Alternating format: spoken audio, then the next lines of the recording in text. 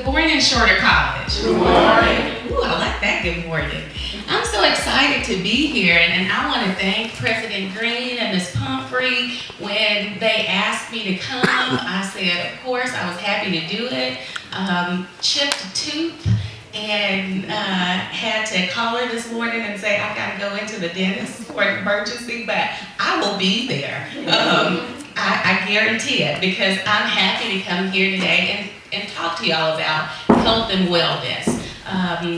The Arkansas Minority Health Commission is the only state agency that focuses on disparities for minorities and providing preventive screening and health education. And we do that through partnerships like the one that we have here at Shorter College, where we're able to provide funds so that we can reach community members to get wellness preventive screenings. Because for the most part, when we think about health, what do we think of? On an average day, when you're thinking of health, who thinks about, tell me what comes to mind? Being in shape. Being in shape. Anybody else? Blood pressure. I didn't hear you. Blood pressure. Blood pressure. Food. Any others? Exercise. Diets, heart attack, blood clots. So I hear a mixture in there. But for the most part, when we think about health, we think about sicknesses. We think about blood pressure or high blood pressure. We think about heart disease. And we don't always have access to health insurance or health care. And so that's why when we think about it, it's when we're sick. Or it's when a family member is sick and we've got to go to the doctor. And so the Arkansas Minority Health Commission wants us to move forward with thinking about wellness on a regular basis, thinking about that exercise and physical activity that I heard, and the diet and the healthy foods we eat. I heard you guys say we've got Soul Food Wednesday today, but I heard baked chicken thrown in there, so that's good. It's not just the fried, because in the South, that's what we usually do. We think about how to fry foods. We'll fry anything here. So that's one of the things that the Arkansas Minority Health Commission wants us to start retraining our thoughts and thinking about how we can do things a little bit differently. And so I'll tell you guys a little bit about our Southern Ain't Fried Sundays program a little later. But before I go there, want to give you guys a definition of minority health. So I like to describe minority health like peeling the layers of an onion. Minority health is the ability to communicate the skills of a layperson and a health professional. It is the knowledge of health topics. It impacts culture and is rooted in tradition. It is the demands of the healthcare system and the public health system. It is the ability to navigate the healthcare system, including filling out forms and locating providers and services.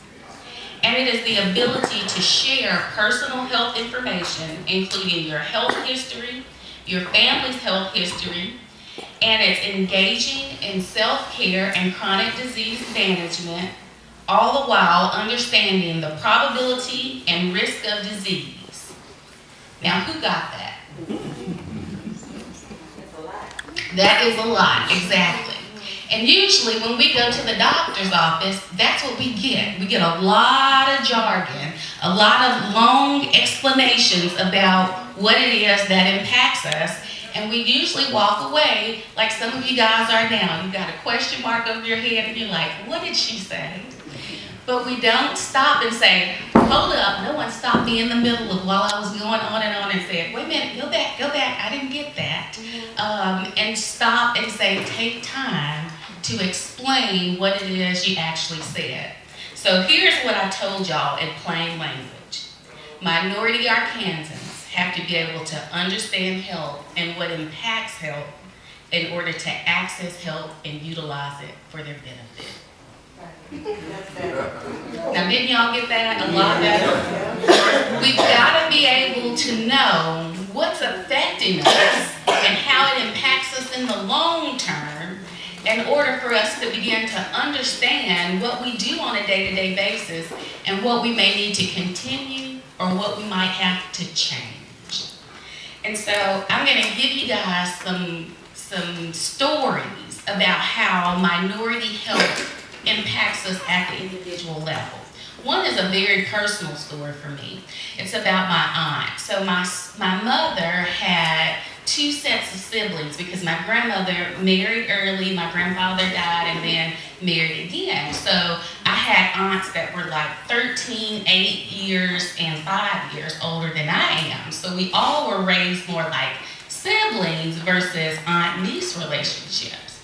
So we had one aunt who, she was healthy. You don't know what I mean when I say that, right? Yeah, she was a healthy girl. She was, big boned, and full, as my grandma used to, describe her. And so she always had this goal that she was going to lose weight at some point. And so all of a sudden, it started happening for her. And so everyone wanted to know, what are you doing? What's making you lose weight? And she said, I stopped eating bread. And so I was like, okay, well, that's good. But the weight was dropping. And so she then started to get knots in her legs. And so she was like, okay, I'm going to go see a doctor. Now, we were raised poor. We didn't see the doctor regularly and have regular checkups. So she was just going to go and see a doctor. Well, she goes in, she sees the doctor, he looks at her legs, and he says, those are probably cysts. Let's go ahead and, have them removed. And so she comes back and says, well, I'm going to have surgery and get these cysts removed. And I said, okay, did they draw any labs? What else did they say? She said, no, he didn't draw any labs. He just looked at me. I said, so when is your pre-op appointment? So I decided I'm going to go to the pre-op appointment and find out, what's going on. So we go in and we're talking to the doctor, and he starts going through like this surgery. And I said, before we talk about the surgery, I'm just wondering, did she share any of her other symptoms with you? And she looks at me and said, I don't have any other symptoms. And I said, sure you do. I said, she's had significant weight loss. I said, she's even said that her urination has changed. And I said, the skin color that she is now, she's about 3 shades darker than what she originally was. So there's some other things that we need to, look at here so that can at least draw some labs. And so the doctor says, oh, we'll definitely do pre-op labs. And I'm like, well, we probably need to do them today before she, gets to the hospital to have this surgery. So he does the labs, and they come back, and she's in renal failure. And so she then has to go immediately into the hospital so that they can start to treat her kidneys, only to find out that she had lupus. And the autoimmune disease attacked her kidneys. But had she have been seeing a doctor all alone, having those wellness checks, those regular preventive screenings, that's something that they probably would have caught before her kidneys completely failed. Also, it's important to be able to have a physician that knows you and knows and understands your history and your culture. Simply because just going and seeing a doctor who doesn't know you, they may prescribe something for you, but it may not necessarily be what you need, especially if all of the information hasn't been provided, because doctors will treat the symptoms and not necessarily the person. And so it's important to be able to say to a doctor, I need you to stop. I need you to hear everything about me. And I also need you to be sure that when you are prescribing a medicine for me, you understand the entire history. Because had he had known there was a family history of lupus, that's something that they probably would have immediately checked for. But not knowing that and just going in to see a doctor that you don't know, having that cultural competence to understand the history for minorities, it's something that can be completely missed, and you might be treated for something that is not going to be beneficial for you. And so that is one reason, like I said, a very personal reason for me, and I'm sure if we ask others here in the audience, there'll be some similar stories where someone has gone to the doctor thinking one thing and there's been something else going wrong that kind of got missed. And so that's why it's important to have preventive screenings and wellness, not sick visits, but wellness visits. The other story that I want to share with you is one about traditions, culture, and history. Who's heard the ham story? Mm-hmm. Yeah, a couple people have. Sorry, you're going to have to hear it again. So, there's a student similar to you guys. She comes home from college. She's in the kitchen with Mama for Thanksgiving, and they're preparing the dinner. And Mama cuts the end of the ham off. And she looks at Mama and says, "Mama, why do you do that?" And Mama said, "What do y'all think?" Because my mama did it like that.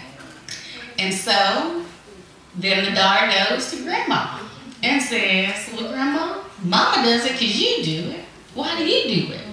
And what did Grandma say? Because my mama. Because my mama did it.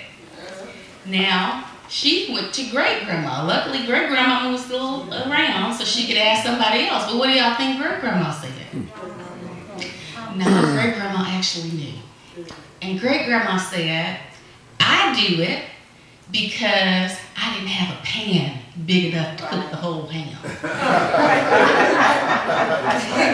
And so, this tradition and culture has been passed along for generations, just doing it because that's what Mama and them did, and never even stopping to question, is it still valid for us today? Is it still the reason that we should be doing it today? Does it even make sense anymore? So it's okay to question tradition, and that's something that as a culture we're not used to. We're used to just going with the flow and doing it because it's the way it's always been done, and never thinking that we might need to change it. So if a child is raised in a house with parents that smoke, chances are that child will grow up and do what? Smoke. If a child is raised in a house with parents that never exercise, chances are that child will grow up and what? Never exercise. And so, as a culture, we have to start challenging the norms and asking, how does that apply to my lifestyle, and how is that going to not only impact my lifestyle in the future, but how is it going to impact my kids? And how is it going to impact my great-grandkids, and so on and so forth, because it will end up repeating itself, and it may end up repeating itself to negatively impact versus to positively impact our families. And so those are the things that I want you guys to start thinking about more regularly as you are going to the clinics that Ms. Pumphrey has. And when you start to think, I don't want to get my finger pricked and have that cholesterol checked. Well, did you have fried chicken, for the past 20 years of your life? Should you be, probably, yeah. Should you be, thinking about those things and having them checked, at least annually, and making sure that all your levels are good? Because the thing to remember is it only provides information for you. It provides information as to whether or not you need to keep doing what you've been doing, or you might need to start changing things up. And the sooner you become aware of what that information is, the sooner you're able to use it to impact your lifestyle for the betterment. And so the Arkansas Minority Health Commission wants to just continue to encourage everyone to think with a wellness mentality versus a sickness mentality. Yeah. And so Finally, the other thing that I want to talk to you guys about is healthcare workforce diversity. So, in Arkansas, what we know is that minorities are underrepresented in every healthcare field. And while nursing, we do a little bit better, we are still very underrepresented. And so I want to talk to you guys today because y'all are all in school and you're thinking about what your careers are going to be. And so with that in mind, I want you to start thinking about whether a field of health-related studies would be one that might be beneficial for you, so that we can start to have that diversity and cultural competence within our healthcare providers, so that when individuals are going to the doctor and the doctor says you should reduce your red meat, it doesn't mean that you need to cook it until it's well done. It means that you got to start cutting back on things like beef and pork. It means that we need to start having more fish and chicken in our diets.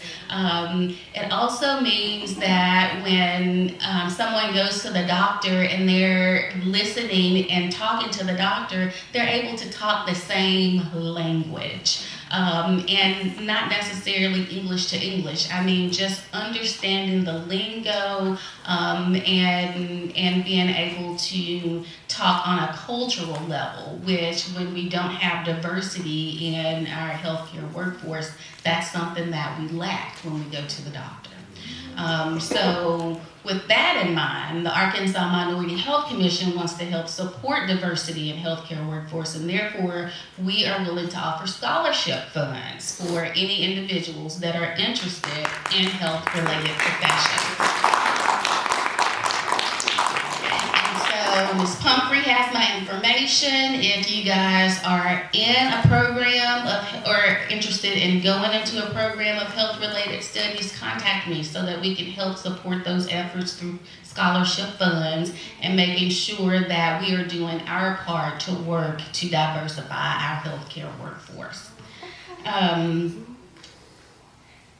We also have our Southern Ain't Fried Sundays program, which I want to be sure to mention to you. Our coordinator is LaKoya Stewart. If you guys have ever been to any of our events and you've seen the tables set up, you've met LaKoya. And Southern Ain't Fried Sundays is a 21-day healthy meal recipe program that is free of charge and provides some alternatives to frying foods, which is what we love to do. And while it tastes good, and I'm not saying you should never have fried, just encouraging you to think about some other ways to cook Southern traditional foods that's not fried. And then finally, the Arkansas Minority Health Commission has just purchased a mobile health unit. It is a 38-foot RV that is customized with 2 exam rooms and a screening station to provide free preventive health screenings to the community. And we're able to do that by driving where you are and providing those screenings. And so not only would we like to work with Ms. Pumphrey to get that to come out to one of your clinics, we would also like to work with you at your churches, your schools, and any other nonprofit or community organizations that you are a part of to make sure that we are providing access to the people where they are, because our motto at the Minority Health Commission is to make your health our priority, and we're doing everything that we can to do that. So those are just a few of the things that we've got going on at the commission. If you are interested in any other information, you can go to our website at arminorityhealth.com and look us up, or I'm always open for you contacting me for information directly. I brought some health education information in case anyone is interested. I've got copies of our annual Bridge magazine that everyone can have a copy of. I also brought health education information for things like blood pressure, cholesterol, diabetes, healthy eating habits, HIV/AIDS, health education materials. So I've got those available for anyone that's interested. Just stop by and see me afterwards to pick those up. And again, I'm so thankful for this opportunity to come and speak with y'all today, and thankful for the partnership that the Commission has with ShaRhonda, and look forward to continue to working together in the future.